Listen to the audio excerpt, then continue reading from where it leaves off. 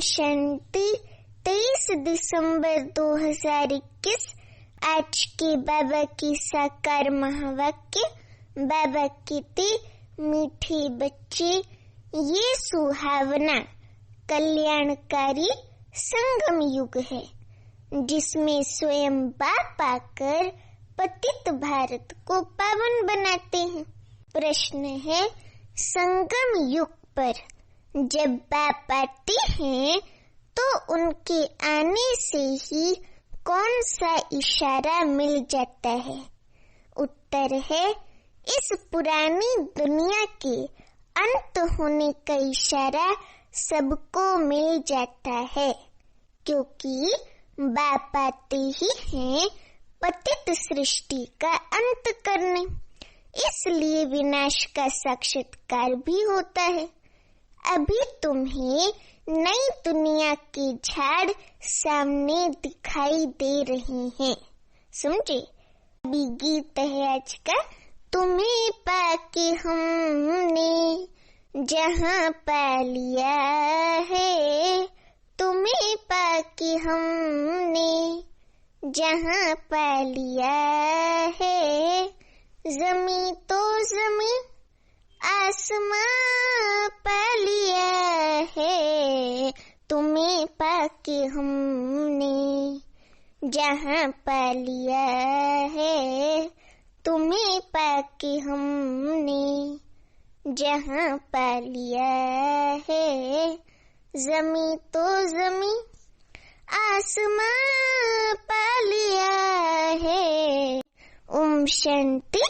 बाबा कहते, वास्तव में कहना चाहिए रूहानी बच्चों प्रति रूहानी बाप की गुड मॉर्निंग, क्योंकि बच्चे जानते हैं बाप आते ही हैं रात को दिन बनाने। ये भी हिसाब किया जाता है। आखिरी में भी बाबा आते किस समय है? तिथि तारीख नहीं, परंतु किस समय में आते हैं जरूर 12:01 हुआ होगा, अर्थात कलयुग का अंत हुआ होगा, है ना? कलयुग के अंत की शुरुआत हुई होगी, तो तब बाबा ने, शिव बाबा ने शरीर ब्रह्मातन में प्रवेश किया होगा। ये है बेहद की रात और दिन।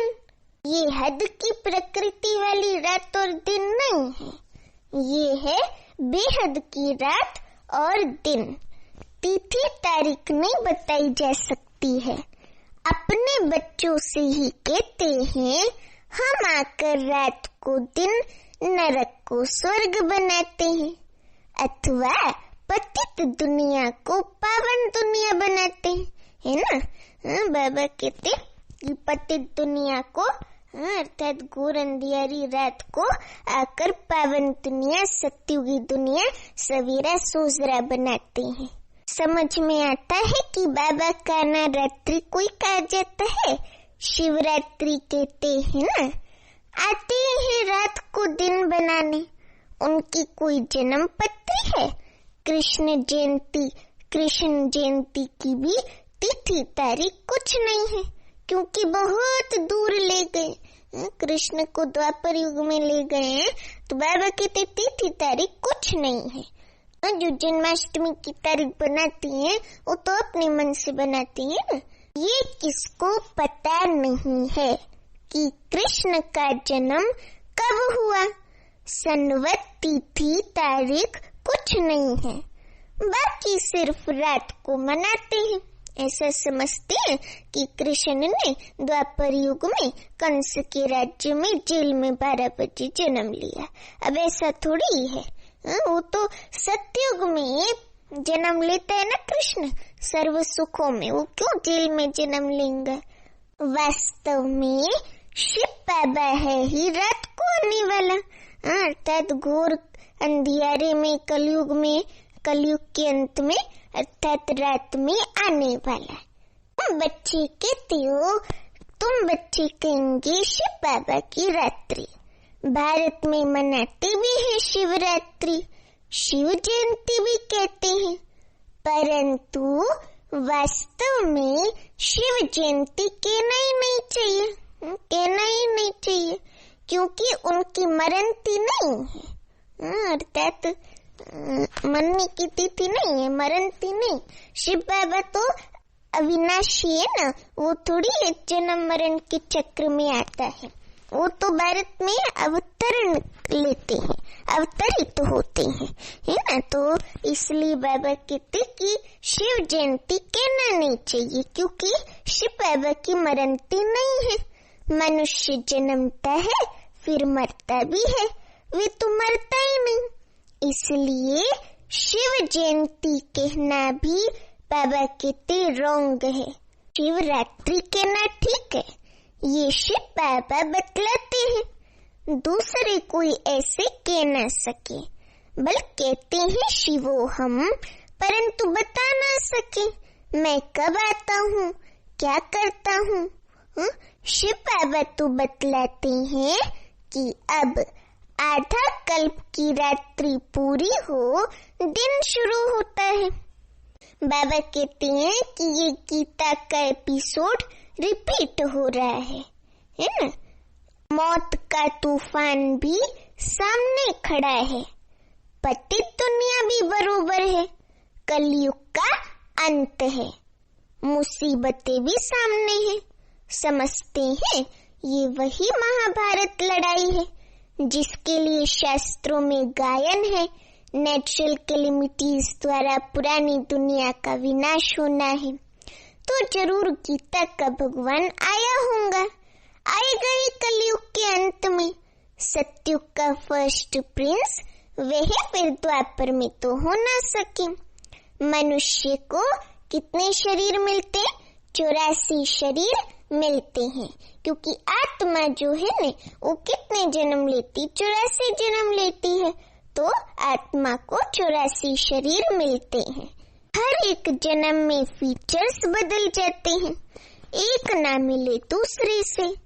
भले भी कृष्ण का गायन पूजन है, परंतु उनके एक्यूरेट फीचर्स तो हो ना सके।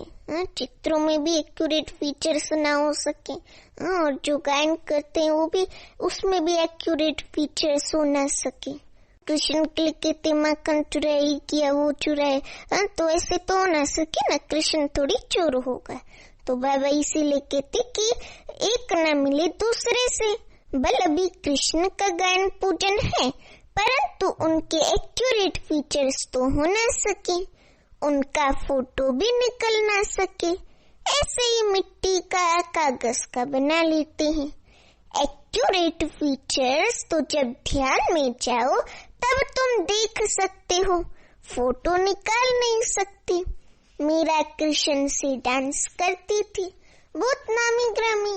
मीरा जो भक्त शिरोमणि थी, फीमेल्स में पहली भगत थी, अच्छी एकदम श्रद्धा वाली भगत थी।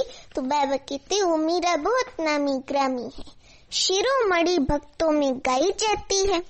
कृष्ण को याद करती थी तो झूठ उनको साक्षात्कार होता था, तो झट उनको साक्षात्कार होता था।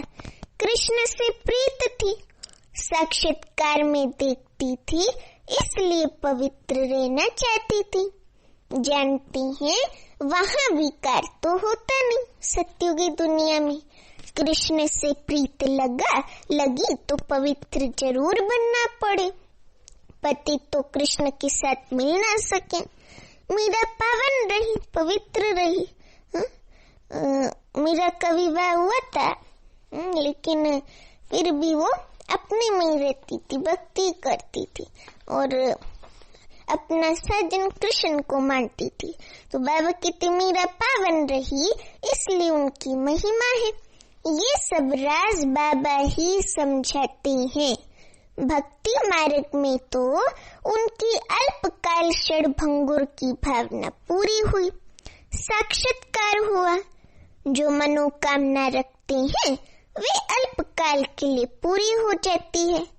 अनेक प्रकार के देवताएं आदि हैं, उनका साक्षात्कार चाहते हैं, तो ड्रामा प्लान अनुसार वह मनोकामना पूर्ण हो जाती है।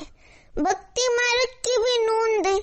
वेद शास्त्र पढ़ते, माथा मारते तो भी जीवन मुक्ति में में जा नहीं सकते। आगे बनारस में जाकर काशी कलवट खाते थे, समझते थे शिवपुरी अर्थात मुक्ति में जाए, परंतु जा नहीं सकते। मुक्ति में ले जाने वाला है ही एक बाप, शिव बाबा। जो मुक्ति धाम में रहने वाले शिव बाबा, वही तो वहाँ घर का रास्ता बताएंगे ना। को ही मुक्ति जीवन मुक्ति दाता कहा जाता है, दूसरा कोई ले जा नहीं सकता। सतयुग में लक्ष्मी नारायण का क्या था? राज्य था, समझे? तो जीवन मुक्ति थी, जीवन बंद नहीं था।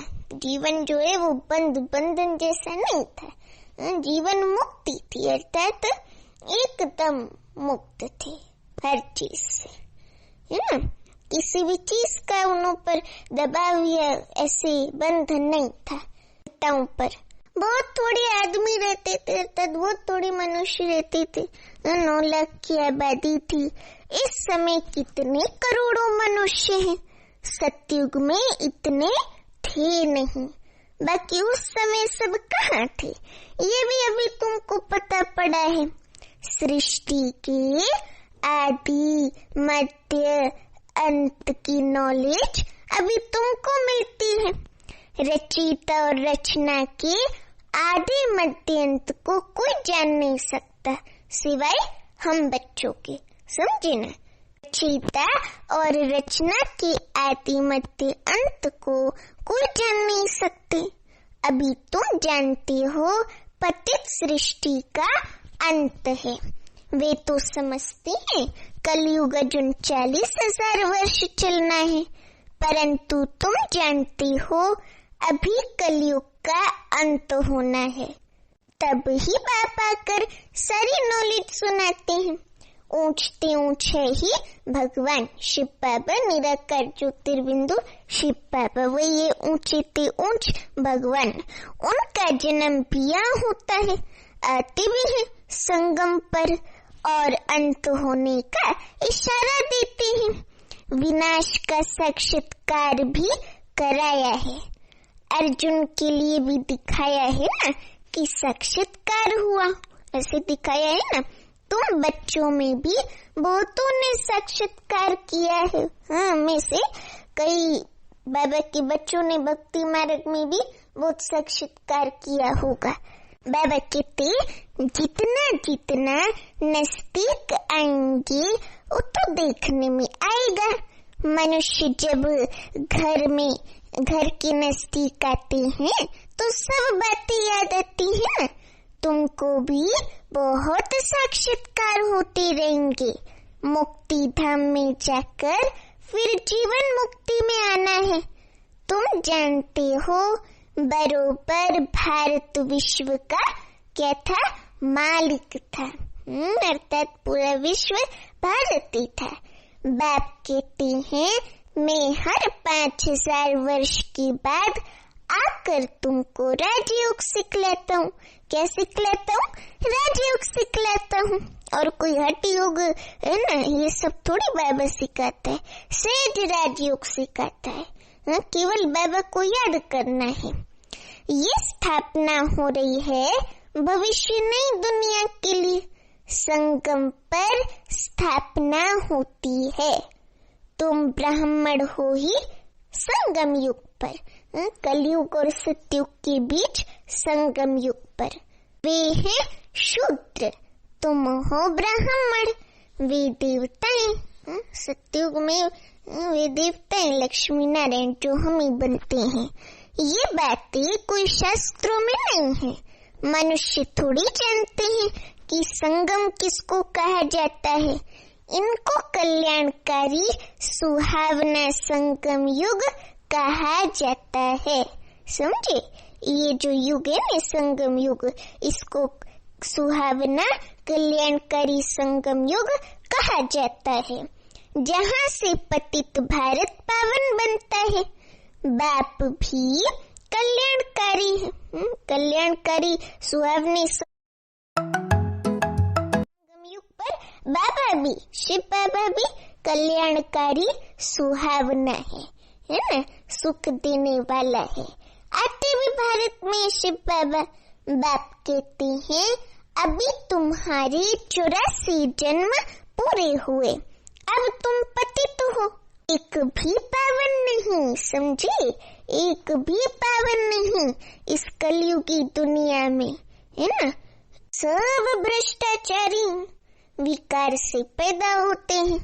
तुम श्रेष्ठ देवी देवता थे, फिर क्षत्रिय वैश्य शूद्र बने, अभी ब्राह्मण बने हो, फिर देवता बनेंगे, फिर अंत में आकर प्रजापिता ब्रह्मा मुख द्वारा स्थापना करते हैं।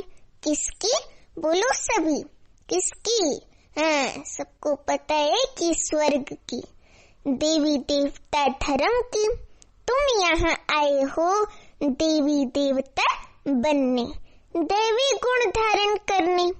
ये तो तुम बच्चों को मालूम है कि कोई भी विकारी को यहाँ अलाउ नहीं किया जाता है। पहले पहले पवित्रता की प्रतिज्ञा लेनी होती है। बाबा कहते एक बार प्रतिज्ञा कर फिर अगर तोड़ते हैं तो एकदम रसातल में चले जाते हैं। बाबा में कहते कि चंडाल का जन्म पा लेते हैं। यहाँ बाबा के आगे पतित कोई आ नहीं सकते। अगर ब्राह्मणी भूल से भी ले आती है तो उन पर भी बड़ा दोष आ जाता है। दोनों चंडाल बन पड़ते हैं। जो पावन नहीं बन सकते उनको यहाँ आने का हुक्म नहीं है। मधुबन में बाबा के घर में आने का बाबा कहते हुक्म नहीं है। पर्सनल आकर समझ सकते हैं, परंतु बाबा की सभा में नहीं आ सकते। अगर भूल से ले आते हैं तो उनको चोट बहुत लगती है। आते तो ढेर, सबको मालूम है कि बेहद के बाप के पास जाते हमको पवित्र जरूर बनना है। मीरा पवित्र थी तो उनका कितना मान है। अब तुम ज्ञान अमृत पिलाते हो, फिर भी वे कहते हमको जहर चाहिए। अबलाओं पर कितने अत्याचार करते हैं विष के लिए। कृष्ण की तो बात नहीं, ये तो बड़ी भूल है जो भगवान के बदले, शिव बाबा के बदले कृष्ण का नाम डाल दिया है। बाप समझाते हैं कि भक्त कहते हैं भक्ति के बाद भगवान आते हैं फल देने। तो भक्ति निष्फल हुई ना, परंतु कुछ भी नहीं समझते हैं। भारत ही गोल्डन एज था, अर्थात सत्युगी दुनिया था। अबे आयरन एज कलयुगी दुनिया। कहते भी हैं पतित पावन आओ तो पतित ठहरे ना। तू किसको कहो तुम नरकवासी पतित हो तो समझते नहीं। बाबा ने जब समझदार बनाया था तो स्वर्ग था, सत्युगी दुनिया थी। अभी बेसमझ होने से कंगाल बने हैं। जब देवी देवताओं का राज्य था तो भारत कितना ऊंच था। कहते भी हैं स्वर्ग था, लक्ष्मी नारायण का राज्य था। फिर शास्त्रों में ऐसी ऐसी बातें लिख दिए जो लोग समझते हैं वहाँ भी असुर थे, परंतु ऐसा नहीं होता है। ये शास्त्र कोई सदगति के लिए नहीं है। वे तो जब बाप आए तब सर्व की सदगति करे। ये है रावण राज्य, तब तो चाहते हैं राम राज्य हो। ये नहीं जानते कि रावण राज्य कब से शुरू हुआ है। ज्ञान सागर बाप शिव बाबा तो सबको सदगति में ले जाते हैं। ये समझने की बातें है ना, समझने की बातें। हर एक आत्मा, हर एक आत्मा को अविनाशी पार्ट मिला हुआ है। आत्मा शांति धाम से आती है इस पृथ्वी पर पार्ट बजाने। आत्मा भी अविनाशी, ड्रामा भी अविनाशी, उसमें आत्मा अविनाशी एक्टर है, परम धाम की रहने वाली है। 84 जन्म गाए हुए हैं वे, उसमें बाबा कितने वे तो 84 लाख के देते, पर 84 लाख जन्म होते नहीं। कल्प है 5000 साल का और हम आत्माओं का 84 जन्म का पार्ट है इस कल्प में। परमात्मा को पत्थर भीतर में कह देते तो ग्लानि हुई ना। बाप भारत पर उपकार कर स्वर्ग बनाते हैं, रावण आकर अपकार कर नरक बना देते हैं। ये खेल है दुख और सुख का, ये है कांटों का जंगल। बाप आकर कांटों को फूल बनाते हैं। बड़े से बड़ा कांटा है काम विकार। अभी बाप कहते हैं मैं पावन बनाने आया हूँ। जो पावन बनेंगे वही पावन दुनिया सत्युग के मालिक बनेंगे। बाप आया है सहज योग राजयोग सिखलाने। कहते हैं मुझ अपने माशूक को याद करो। सभी आत्माएं एक माशूक शिव बाबा पर आशिक हैं। वे आकर सबको ले जाते हैं मुक्ति धाम, परंतु बाबा कहते हैं तुम पतित चल नहीं सकेंगे। मुझे याद करो तो खाद निकल जाए कमी कमजोरियों की, विकारों की। ड्रामानुसार जब टाइम आता है तभी मैं आता हूँ तुम बच्चों को पावन बनाने। ये वही महाभारत लड़ाई है।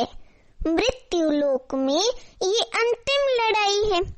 अमर लोक में सत्युग में लड़ाई होती नहीं। वहाँ है ही राम राज्य, वहाँ रहते हैं धर्म आत्माएं, यहाँ है पाप आत्माएं, पाप करते रहते हैं। पुण्य आत्माओं की दुनिया को स्वर्ग कहा जाता है। वहाँ देवताएं पुण्य आत्मा होते हैं। बाप कहते हैं मैं 1 सेकंड में तुमको चढ़ती कला में ले जाता हूँ। इसमें सिर्फ ये एक ही अंतिम जन्म लगता है और उतरती कला में पूरे 84 जन्म लगते हैं। तो बाप कहते हैं उठते बैठते मुझे याद करो। इन साधुओं का भी उद्धार करने मुझे आना पड़ता है। तमो प्रधान बुद्धि मनुष्य जो कुछ सुनते हैं वे सत्य सत्य करते रहते हैं। अंध श्रद्धालु है ना, इसको कहा जाता है ब्लाइंड फेथ, को कहा जाता है ब्लाइंड फेथ। गुड़ियों की पूजा करते रहते हैं, बायोग्राफी को जानते नहीं।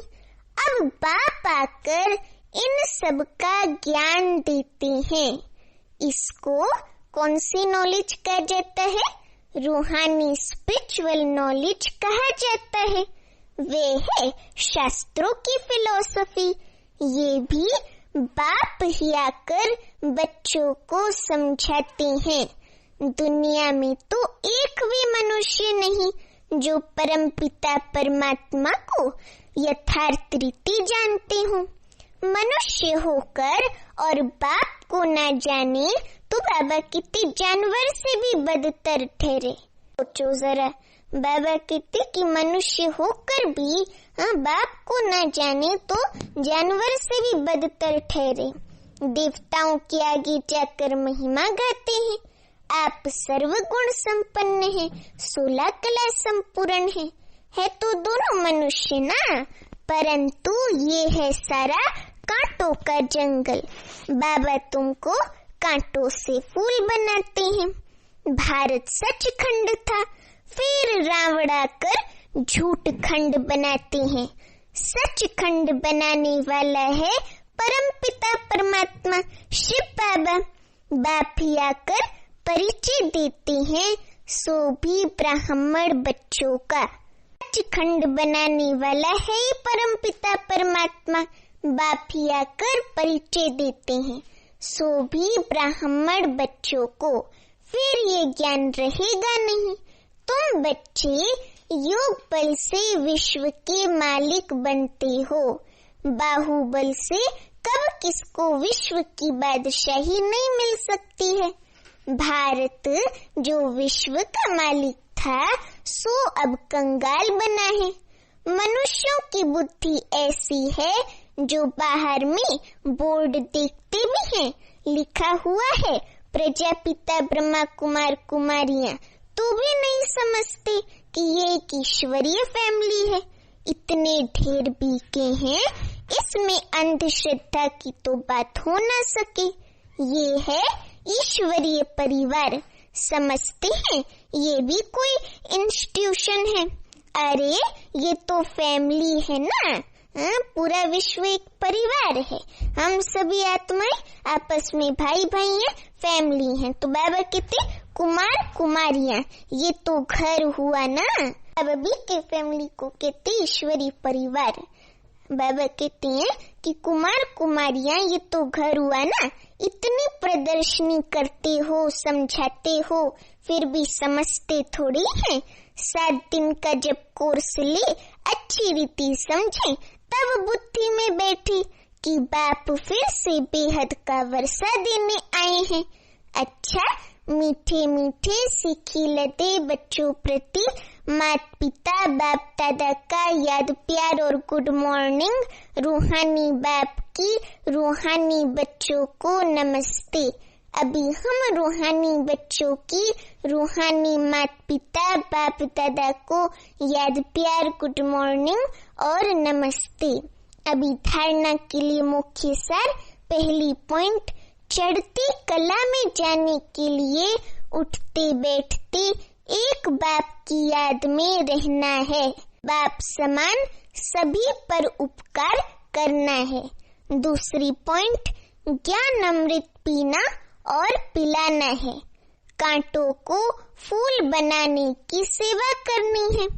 अभी वरदान है, मर्जीवा स्थिति द्वारा हिम्मत और उल्लास की अविनाशी स्टैंप लगाने वाले प्राप्ति संपन्न भव।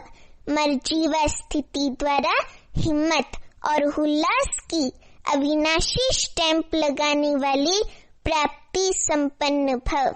वरदान का स्पष्टीकरण, जो प्राप्तियों से संपन्न होते हैं उनके हर चलन नैन चैन से उमंग उत्साह दिखाई देती है, उमंग उत्साह दिखाई देता है।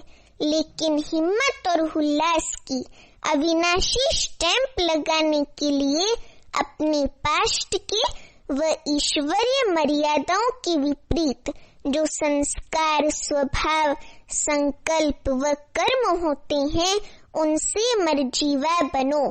प्राप्ति रूपी स्विच को सेट कर प्रैक्टिकल में प्रतिज्ञा प्रमाण चलते रहो। हिम्मत के साथ उल्लास हो तो प्राप्ति की झलक दूर से दिखाई देगी।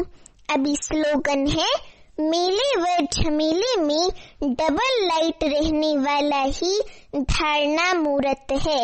मेले व झमेले में डबल लाइट रहने वाला ही क्या है? धारणा मूर्त है। अच्छा, ओम शांति।